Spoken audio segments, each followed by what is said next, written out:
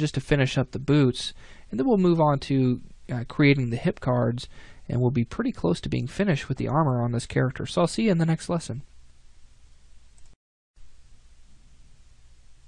In this lesson, we're going to finish up the boot details, and then we're going to take a look at the hip guards of our low polygon game character.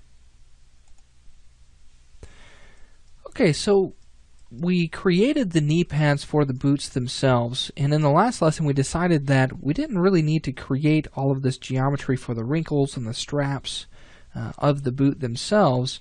We could actually get away with texturing that.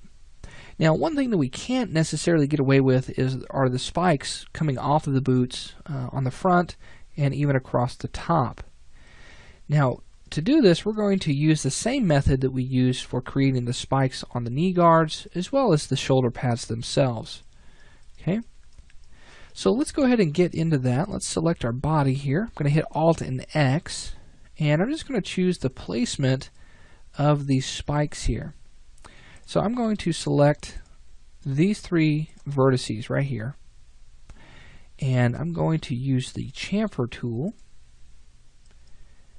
Okay, and let's just go to 1 there, and I'm going to hit OK.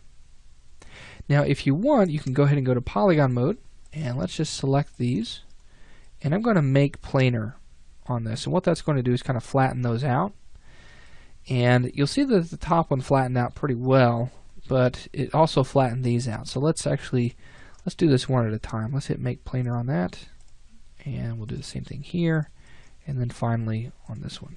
Okay, so you can see how you can get a different result out of that make planar there.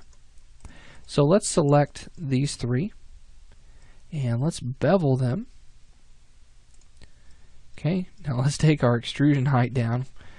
I think that would hurt our player more than it would hurt anyone else.